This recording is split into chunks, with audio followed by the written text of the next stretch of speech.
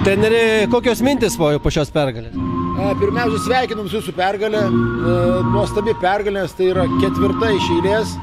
Tai turbūt pirmą kartą mūsų Hockey Punks istorijoje šitam čempionate, kad mes žengiam tokį ilgą žingsnį pergalių link.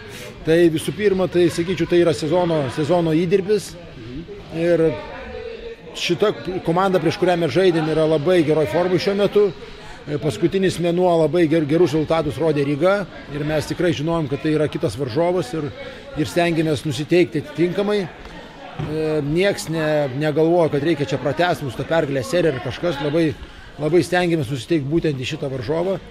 Ir džiugu, kad tai pavyko nuo pat pradžių, nuo pirmų minučių. Komanda, kaip sakant, atvyko į rungtynes ir atvyko kovoti ir siekti pergalės.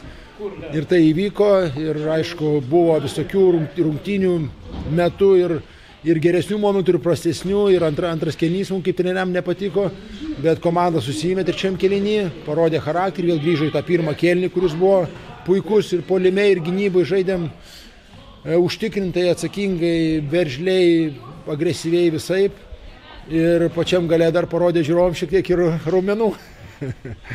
O dar prieš tas galą varžybų noriu paklausti dėl vartininko pasirinkimo ir turbūt tikrai sėkmingas pasirinkimas, nes Simas puikiai sustovėjo, bet kokie elementai lemia, ar tai nuojauta, kurį vartininką statyti ir kodėl būtent šiandien Simą? Aš sakyčiau, kad mes treneriai gerai komunikuojam su vartininkais ir kalbame su jais ir ar jie pasako, kad jie gerai jaučiasi, būna patys išjaučiam, tada žiūrime, su kuriais varžovais jiems gerai sekėsi stovėti. Nu ir ta viso sezono istorija pasako, kuris vartininkas turėtų stovėti šiandien, turėtų stovėti būtent šitas rungtynės. Tai kol kas manau, kad pavyksta.